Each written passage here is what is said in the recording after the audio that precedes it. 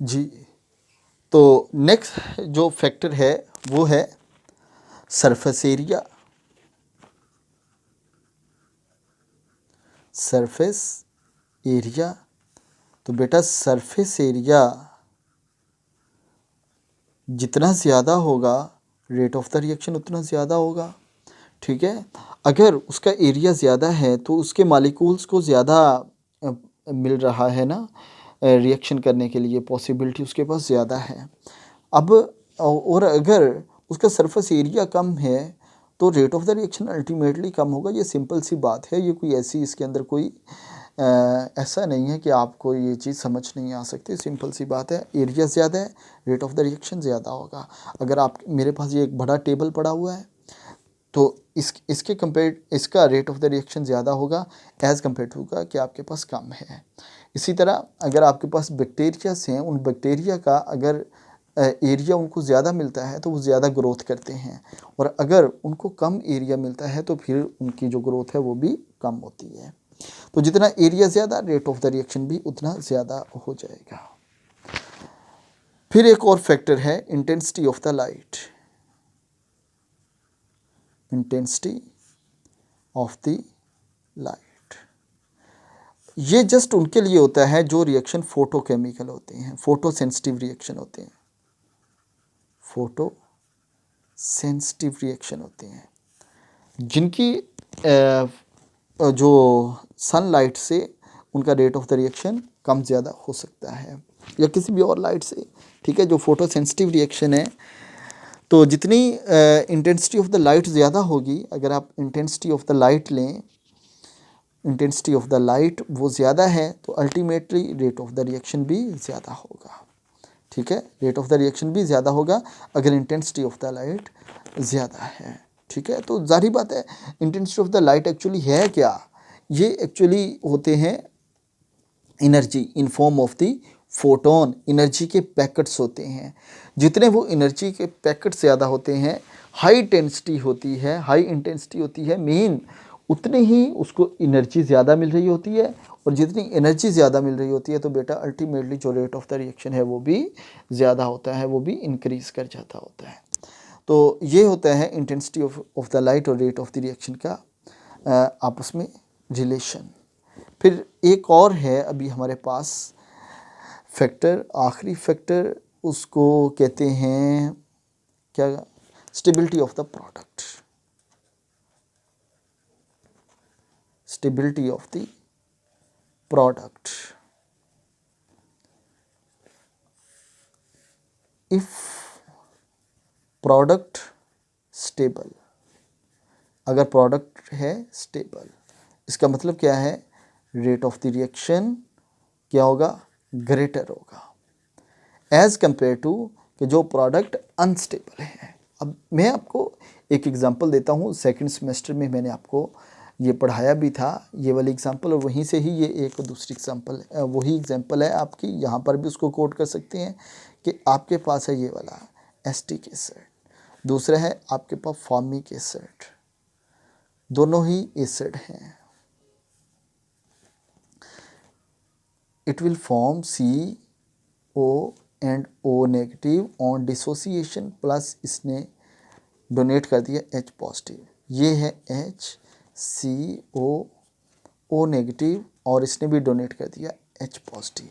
इन दोनों में से कौन सी प्रोडक्ट स्टेबल है, जो प्रोडक्ट स्टेबल है बेटा उसका रेट ऑफ द रिएक्शन ज़्यादा है, जो प्रोडक्ट स्टेबल है उसका रेट ऑफ द रिएक्शन भी ज़्यादा है।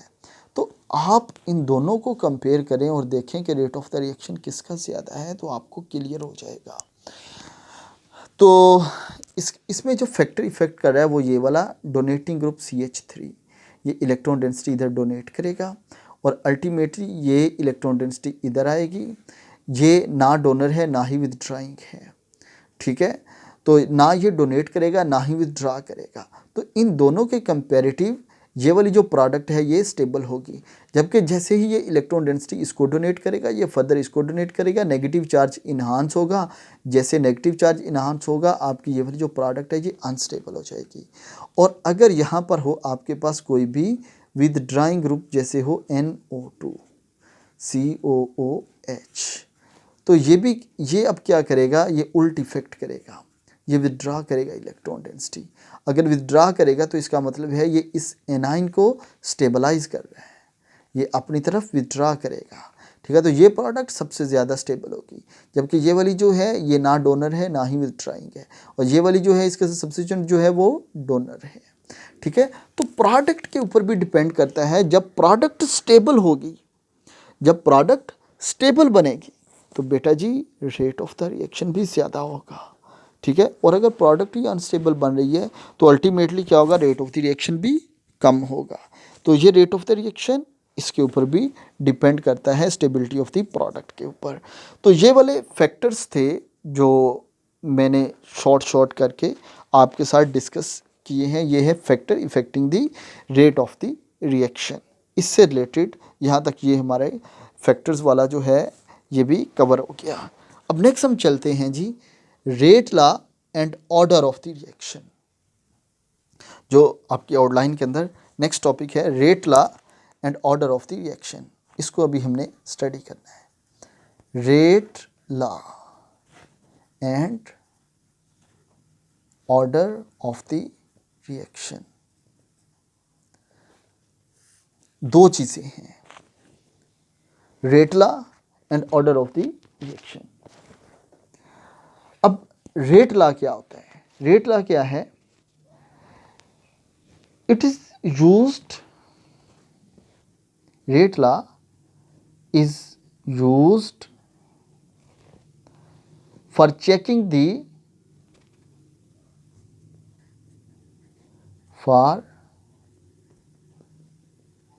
concentration of the reactant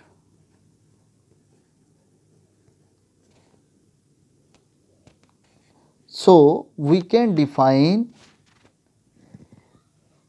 it, explain the dependence, सही स्पेलिंग लिखता हूँ, it explain the dependence, the rate of reactant, rate of the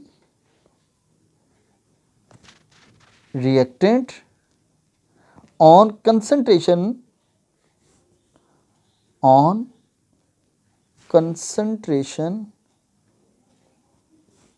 of the species in the reaction, ठीक है। It explain the dependence of the rate of the reactant on the concentration of the species in the reaction. Species में product भी आ गए, species के अंदर उसका catalyst भी आ गया, स्पीशीज के अंदर उसकी जो दूसरी हैं कई एक चीज़ें वो भी इसी के अंदर साथ ही इसके क्लियर हो गई, ठीक है। लेकिन ये जो इसकी डिपेंडेंस है, ये डिपेंडेंस ऑफ द रिएक्टेंट, ये बहुत कम्प्लेक्स है। कम्प्लेक्स क्यों है? क्योंकि ये कंसंट्रेशन ऑफ द स्पीशीज़ के ऊपर डिपेंड कर रहा है, और वो कंसंट्रेशन ऑफ द स्पीशीज़ जो है वो तो चेंज हो रही है जब रिएक्टेंट प्रोडक्ट के अंदर जा रहा है। तो ये एक बड़ा कम्प्लेक्स सा है, ठीक है। क्योंकि उसकी रीज़न ये है कि जो डिपेंडेंस है वो है अदर स्पीशीज़ के ऊपर, और स्पीशीज़ ये यूनिफॉर्मली यूज़ हो रही हैं उस रिएक्टेंट टू प्रोडक्ट के जो उसका पाथ है उसमें, ठीक है। तो आप इसको निकालना ये काफ़ी डिफ़िकल्ट है, ये काफ़ी कम्प्लेक्स काम है, ठीक है। सो हम इसको जो फाइंड करते हैं, जो रेट लॉ हम फाइंड करते हैं, इसका एक ही तरीका है, वो ये है कि जस्ट हम उसके एक्सपेरिमेंट देखें। अब देखें आपके पास कोई रिएक्टेंट है, वो रिएक्टेंट कन्वर्ट हो रहा है प्रोडक्ट में, उसके अंदर 5 स्टेप इन्वॉल्व हैं। अब 5 स्टेप में कहाँ कहाँ पर उसकी जो डिपेंडेंस है आप चेक करेंगे। इट इज़ इम्पॉसिबल कि आप पहले स्टेप में उसकी डिपेंडेंस देखें, दूसरे में देखें, तीसरे में, और फिर आप सब स्टेप में देख ही नहीं सकते। आप जस्ट उसी स्टेप में देख सकते हैं जो स्लो स्टेप है। और आपको पता है कि जो स्लो स्टेप होता है, जो रेट डिटर्मिनिंग स्टेप होता है, वो ड्यूरिंग रिएक्शन टू प्रोडक्ट एक स्टेप ही होता है, वो कोई एक स्टेप होता है। जैसे अगर आपके पास हो ये कोलेस्ट्रॉल की जो सिंथेसिस है ये ऑलमोस्ट 50 स्टेप्स में होती है। अब उन 50 स्टेप में कोई एक स्टेप ही होता है जो रेट डिटर्मिनिंग स्टेप होता है, जो स्लो स्टेप होता है, ठीक है। तो उसकी तो आप फाइंड कर सकते हैं, बाकी की हम नहीं कर सकते। तो हम ये ओवरऑल फिर इसको देखने के लिए कि ये कैसे चेंज होती है, so we only study the simple form, only one method to find the dependence is the experiment. हम सिर्फ और सिर्फ डिपेंडेंस फाइंड आउट करने के लिए हमारे पास जस्ट एक ही मेथड है। वो एक ही मेथड क्या है कि हम उसकी जो एक्सपेरिमेंट है उसको स्टडी करें, और एक्सपेरिमेंट हमें फिर ये बताएगा कि उसका रेट ऑफ द रिएक्शन के ऊपर इफेक्ट क्या हो रहा है, ठीक है। तो ये है रेट लॉ, और रेट लॉ आप थ्योरेटिकली नहीं फाइंड कर सकते। मैं फिर कह रहा हूँ, थ्योरेटिकली इम्पॉसिबल है, एक्सपेरिमेंटली पॉसिबल है, और एक्सपेरिमेंटली ही हम इसको फाइंड आउट करते हैं और कर सकते होते हैं। एग्जैक्टली, इट इज़ क्लियर, ठीक हो गया। तो ये तो है अबाउट द रेट लॉ, ठीक है। अब जो नेक्स्ट है इसके वो है जी Guldberg and Waage law of mass action. इसको simple law of mass action भी कहते हैं, लॉ ऑफ मास एक्शन, या इसको गोल्डबर्ग और वेगे भी कह देते हैं।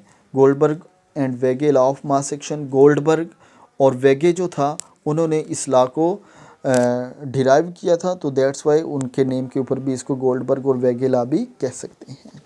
अकॉर्डिंग टू दिस लॉ, इस लॉ, ये लॉ क्या है? Rate of the reaction is directly proportional to the product of active mass, to the product of active mass. Rate of the reaction is directly proportional to the product of the active mass. अब mass, active mass क्या होता है? वो mass जो reaction में participate कर रहा है उसको हम एक्टिव मास कहते हैं, ठीक है। तो अब फॉर एग्जांपल, अब यहाँ से देखें आप, ये पेज सीधा कर लो, चलिए। लेट आपके पास है कुछ भी x a and y b is goes to the product p। x और y क्या है? इसके स्टिशोमेट्री कोएफिशिएंट हैं, और इसको लिखने का तरीका क्या है?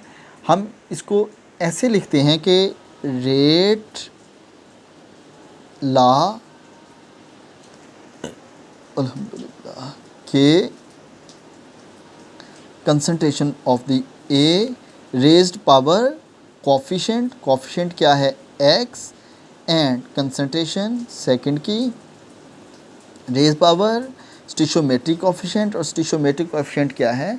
y है, ठीक है। इसको हम कहते हैं रेट लॉ। इसको हम क्या कहते हैं? Rate law. इट्स ओके कि जो स्टिशोमेट्रिक कोएफिशिएंट है उनको आपने इसकी पावर बना देनी है। अब ये जो स्टिशोमेट्रिक कोएफिशिएंट हैं x और y, ये हो सकता है पॉजिटिव भी हो सकते हैं, ये नेगेटिव भी हो सकते हैं, ये ज़ीरो भी हो सकता है, और ये फ्रैक्शन में भी हो सकता है, ठीक है। स्टिशोमेट्रिक कोएफिशिएंट को ही आप इसकी पावर बना रहे हैं, और ये जो इसकी पावर है x और y, ये कुछ भी, कोई भी इंटीजर हो सकता है, कुछ भी हो सकता है, ठीक है।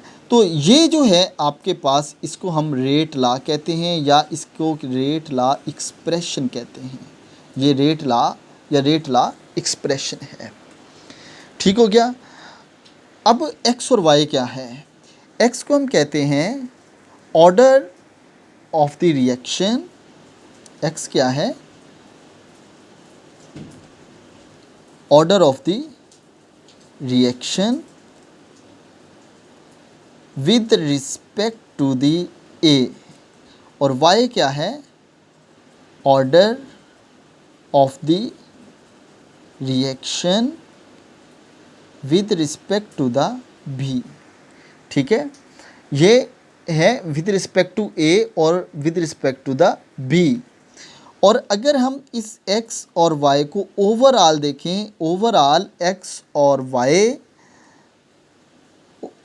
Overall x y, this is called overall order of the reaction, और इसको रिप्रेजेंट करते हैं n से, इसको रिप्रेजेंट करते हैं स्मॉल n से।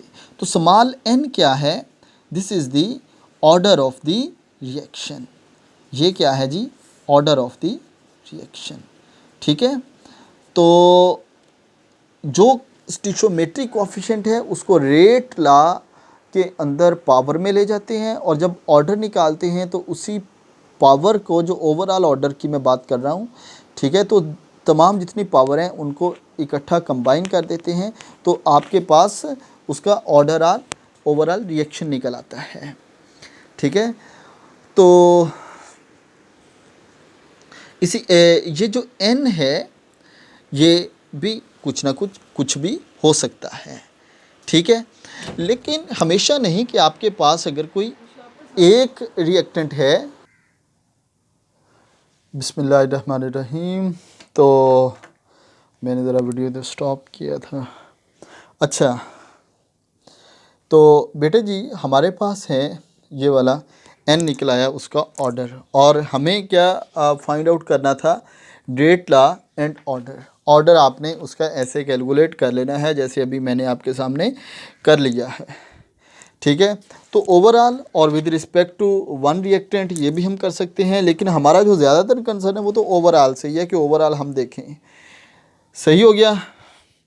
अब ये जो गोल्डबर्ग और वेगे की ये वाली जो थ्योरी थी ना, ये हमेशा ठीक नहीं हो सकती। ऐसे कि गोल्डबर्ग और वेगे यही कहता है कि अगर आपको ऑर्डर लिखना है तो आप रेट लॉ ले लें, और जो फिर उसके हैं रिएक्टेंट, इसके स्टिचोमेट्रिक को उसके कोफिशिएंट बना दें, जैसे जस्ट लाइक दिस और ऐसे जस्ट लाइक दिस। और वो गोल्डबर्ग और वेगे के अकॉर्डिंग ऐसा है कि अगर आप इसका ऑर्डर लिखना चाहते हैं तो आप ऐसे लिखें कि इसकी ये वाली जो पावर्ड हैं इनको आपस में ऐड कर दें, तो आपके पास उसका ऑर्डर निकल आएगा। जैसे यहाँ पर निकल आया n = 3। इसका मतलब अगर ये n1 हो तो इसका मतलब है फर्स्ट ऑर्डर है, n2 हो तो सेकंड ऑर्डर है, n3 हो तो थर्ड ऑर्डर है। ठीक है, और अगर n0 हो तो इसका मतलब है ज़ीरो ऑर्डर है। तो इसका मतलब है कि ये थर्ड ऑर्डर है रिएक्शन। लेकिन ये है थ्योरी गोल्डबर्ग और वेगे की कि आप ऑर्डर इस तरह से निकालें। अगर आप ऑर्डर ऐसे इसका निकालेंगे जिस तरह ये गोल्डबर्ग और वेगे ने कहा है, तो ये हमेशा ट्रू नहीं होगा। हमेशा आप ऐसा नहीं लिख सकते। ठीक है, हमेशा आप इसलिए ऐसा नहीं लिख सकते कि समटाइम ऐसा होता है कि ये जो इसके स्टिचोमेट्रिक कोएफिशिएंट होते हैं वो आप उनको ऐड करने से उनका ऑर्डर नहीं निकलता। फॉर एग्ज़ाम्पल, ये जो हाइड्रोजन गैस और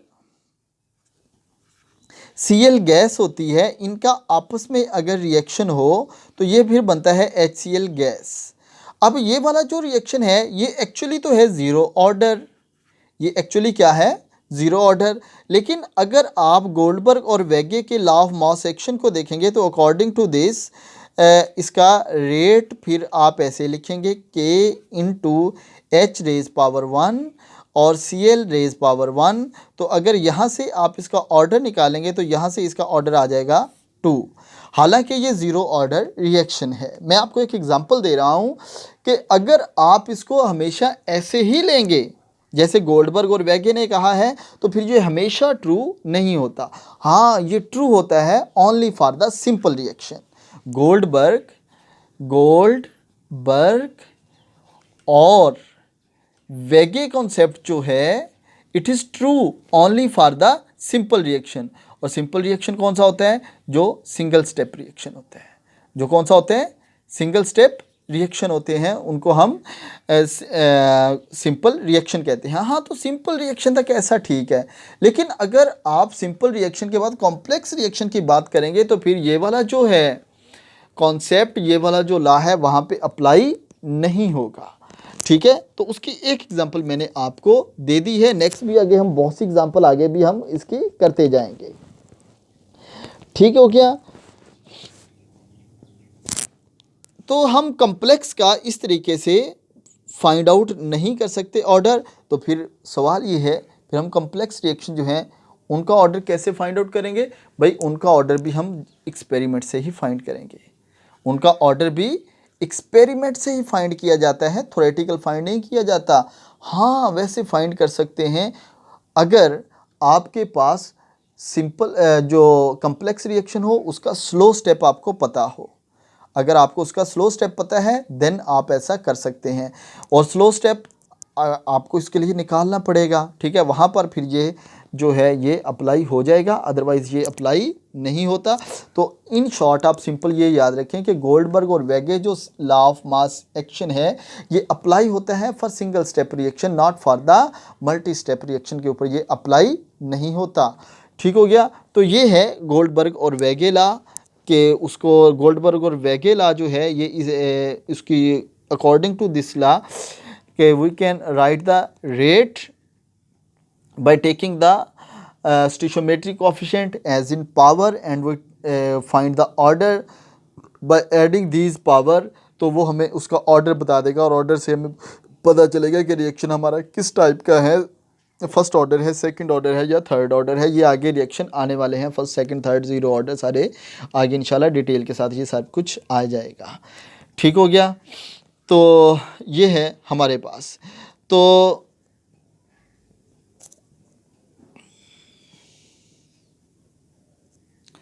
ठीक है, ओवरऑल रिएक्शन के ऊपर ये अप्लाई नहीं होता, हम ओवरऑल रिएक्शन के में इसके बारे में नहीं लिख सकते। जो सिंपल रिएक्शन है उसके बारे में हम लिख सकते हैं जहाँ पर इनकी पावर 1 1 हो। इसके अलावा बल्कि देखें आप यहाँ पर 1 1 के ऊपर भी समटाइम ये ठीक नहीं होता। ठीक हो गया। तो ये हो गया। एक चीज़ जो है वो आप नोट कर लें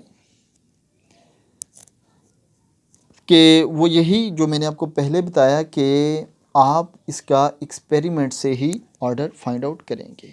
ठीक है, तो व्हाट इज़ द के। अब ज़रा थोड़ी सी बात हम के की भी कर लें। के क्या है, इसको हम रेट कांस्टेंट कहते हैं। के क्या है, रेट कांस्टेंट है। और अगर हम ये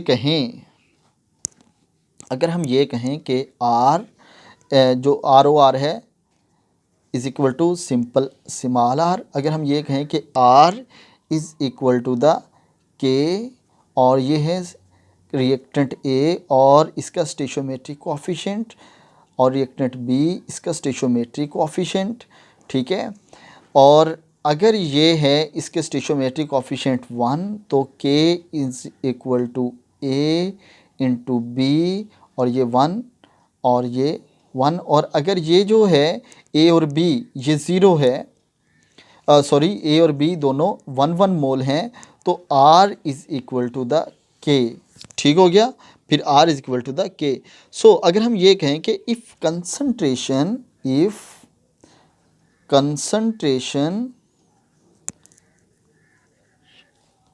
concentration of all species in rate is unity then R is equal to the K. अगर कंसंट्रेशन सबकी यूनिटी हो 1 हो तो फिर जो ओवरऑल R है वो आपका के और R इज़ एक दूसरे के बराबर हो जाते हैं। ठीक है, तो ये हो गया हमारे पास। अब यूनिट ऑफ द के की भी ज़रा बात कर लें कि के क्या है, जो रेट कांस्टेंट है इसके हमने यूनिट की भी बात करनी है। तो यूनिट ऑफ द के, जी पेज आ गया, यूनिट ऑफ द के इसकी बात कर लें। अब के देखें क्या है, R इज़ इक्वल टू के इंटू कंसनट्रेशन। ये एक या दो या एक रिएक्टेंट भी ले लें कोई फ़र्क नहीं पड़ता इससे। और ये जो है आपके पास ए और बी, इसको क्या लिखने का क्या तरीका होगा कि K is equal to R over A x into B y, ठीक है, ओवर क्या हो गया रेट डिवाइडेड बाय दिस, ठीक है। इनको हम इसके नीचे ले आए तो के की वैल्यू यहाँ से निकल आएगी। और जो रेट होता है उसका आपने पहले यूनिट फाइंड किया था ना, वो क्या था रेट का, मोल पर लीटर और पर सेकंड, मोल पर लीटर पर सेकंड। और अगर आपके पास हो ये वाले जो कॉफिशेंट हैं, ये ए बी वगैरह सब कुछ, ये 1 मोलर हो तो इनकी कंसंट्रेशन क्या निकल आएगी, ए की कंसंट्रेशन क्या होगी, मोल पर लीटर, इसकी भी कंसंट्रेशन मोल पर लीटर, और इसकी भी होगी मोल पर लीटर। तो इसको कॉमन लेंगे, मोल पर लीटर पर सेकंड कॉमन लिया तो ये ओवरऑल आ जाएगा आपके पास, एक पावर इसकी थी ना और एक ही पावर यहाँ पर इसकी पावर x है ना, इसकी पावर y है, तो ये क्या आ जाएगा, मोल पर लीटर इंटू आ गया x प्लस y, और ये है बेटा मोल पर लीटर पर सेकंड, ये क्या बन गया, मोल पर लीटर इंटू इसको हम क्या कहते थे, n, इसको हम क्या कहते थे ना, n ही कहते थे ना x प्लस वाई को, क्योंकि x plus y is equal to overall order n के बराबर होता है। और इसको अगर हम ऊपर ले जाएं, यहाँ पे देखें, ये बनेगा मोल पर लीटर, ये इसकी पावर 1 है ना, तो ये ऊपर गया तो ये माइनस का n हो गया और ये पर सेकंड हो गया, ठीक है। तो k हो गया आपके पास मोल पर litre 1 minus n inverse second, ये इसके के यूनिट हो जाएंगे। आगे हम इसके के versus order of the reaction, इसको आगे नेक्स्ट जो सेगमेंट है उसके अंदर ज़रा फाइंड आउट करेंगे। थैंक यू, अल्लाह हाफिज़।